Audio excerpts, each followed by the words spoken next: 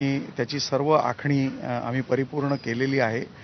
आम्ही एक अत्यंत चांगला अनुभव उद्या येणाऱ्या समारंभांना सर्वच लोकांना व्हीआयपीज पासून सामान्य सर्वसामान्य मोठ्या संख्येत लोकही आहेत सर। 100% लोक येतील, कार्यकर्ते येतील। गणेश, अगदी काही क्षणांसाठी तुम्हाला थांबवतीये। ही थेट राजभवनामधली दृश्य आपण बघतोय।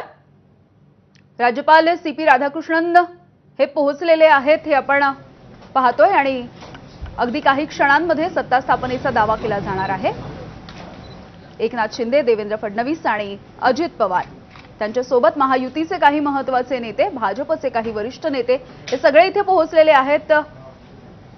निरीक्षक म्हणून ज्यांना पाठवण्यात आलेलं होतं महाराष्ट्रामध्ये ते विजय रुपाणी आणि निर्मला सीतारामन, त्यासोबतच विनोद तावडे हे सुद्धा या ठिकाणी आपण बघतोय। सत्ता स्थापनेचा दावा केला जाणार आहे आणि राज्यपालांना एक औपचारिक असं निमंत्रण दिलं जाणार आहे उद्याच्या शपथविधी सोहळ्याचं। तर सध्याची ही लाईव्ह दृश्य आपण बघतोय थेट राजभवनामधली। उद्या मुख्यमंत्री आणि 2 उपमुख्यमंत्री हे शपथ घेणार आहेत।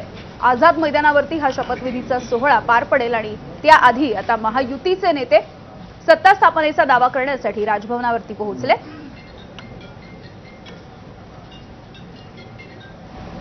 महायुतीचे हे तिन्ही नेते राजभवनावरती पोहोचले। याआधी महायुतीची या तीनही नेत्यांची एक महत्त्वाची बैठक वर्षा या निवासस्थानी पार पडलेली आहे आणि त्यानंतर आपल्याला माहिती आहे यंदाच्या विधानसभेच्या निवडणुकीमध्ये महायुतीला उदंड असं यश मिळालेलं आहे, भरघोस असं यश मिळालेलं आहे आणि त्यानंतर आता काही दिवसांनी सत्ता स्थापनेचा दावा केला जातोय आणि उद्या मुख्यमंत्री आणि 2 उपमुख्यमंत्री असा शपथविधी सोहळा पार पडलेला आपल्याला बघायला मिळेल।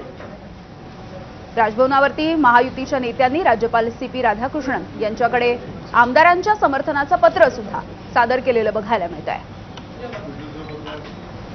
राजू सोनवणे आमचे प्रतिनिधी आपल्याला अपडेट्स देतात। राजू, आपण ही थेट दृश्य दाखवतोय राजभवनाच्या आतली।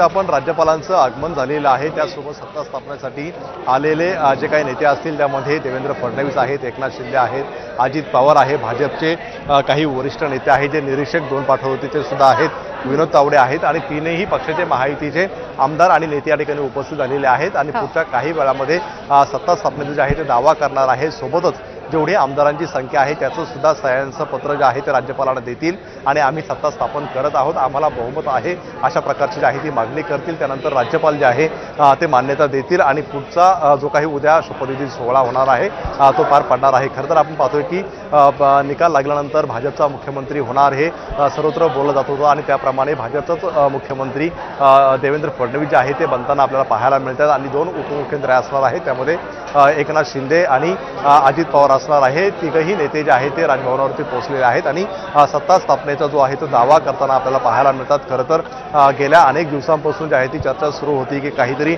वेगळं घडू शकतं, मात्र या सगळ्या चर्चांना पूर्णविराम दिलेला आहे आणि भाजपने पुन्हा एकदा जे आहे ते मुख्यमंत्री जबाबदारी जी आहे ती देवेंद्र फडणवीस यांच्याकडे दिलेली पाहायला मिळते। त्यामुळे पुन्हा एकदा राज्याचे मुख्यमंत्री म्हणून जे आहे ते देवेंद्र फडणवीस असणार आहे। त्यामुळे आपण पाहतोय की देवेंद्र फडणवीस यांच्या मंत्रिमंडळामध्ये 2 मोठे दिग्गज नेते असणार आहेत, एक उपमुख्यमंत्री अजित पवार असणार आहेत आणि दुसरे उपमुख्यमंत्री म्हणून जे आहे ते एकनाथ शिंदे असणार आहे। खरं तर एकनाथ शिंदे हे मुख्यमंत्री राहिलेले आहेत आणि त्यांच्या मंत्रिमंडळामध्ये देवेंद्र फडणवीस हे उपमुख्यमंत्री मात्र आता अगदी उलट होताना पाहायला मिळतं। देवेंद्र फडणवीस हे मुख्यमंत्री असणार आहेत आणि एकनाथ शिंदे जे आहे ते उपमुख्यमंत्री असणार आहे। त्यामुळे कुठेतरी या तीनही पक्षांचे नेत्यांची आता काय काय नेमक्या प्रतिक्रिया आहेत हे सुद्धा बघणं आपल्याला आवश्यक आहे।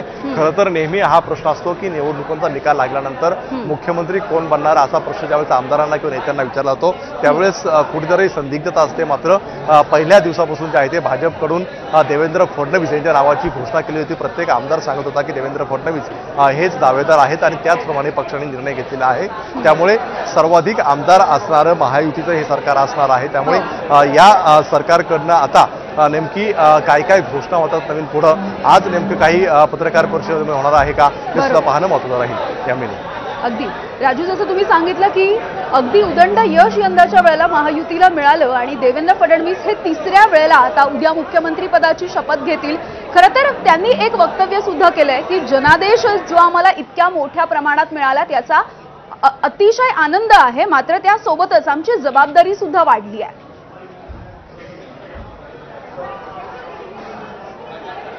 अगदी पाहतोय आपण ज्यावेळेस 2014 मध्ये पंतप्रधान नरेंद्र मोदी यांची लाट होती, या लाटेत सुद्धा एवढे आमदार निवडून आले नव्हते. तेवढं यश जे आहे ते महाराष्ट्रामध्ये भाजपला यावेळी मिळालेलं आहे. आणि कुठेतरी ही सगळी निवडणूक जी आहे ते भाजपने देवेंद्र फडणवीस यांच्या नेतृत्वाखाली लढली गेलेली होती. त्यामुळे मोठ्या प्रमाणावरती जनादेश मिळालेला आहे आणि जनादेश मिळाला असलं तरी आमची जबाबदारी आता वाढलेली आहे असं सुद्धा भाजपचे नेते म्हणतायत. कारण आपण पाहतोय की निवडणुकांच्या आधी मोठ्या प्रमाणावरती जे आहे ते घोषणा केल्या गेल्या होत्या. महाविकास आघाडी असेल किंवा महायुती असेल दोन्हीकडनं सुद्धा अनेक मोठ्या घोषणा केल्या होत्या. त्यामुळे आता या घोषणा पूर्ण करण्याची सुद्धा मोठी जबाबदारी आहे आणि त्यामुळे देवेंद्र फडणवीस हे मुख्यमंत्री पदावरती बसल्यानंतर जे आहे ते या घोषणांची पूर्तता करणं हे सगळ्यात मोठं त्यांच्यापुढे आव्हान असणार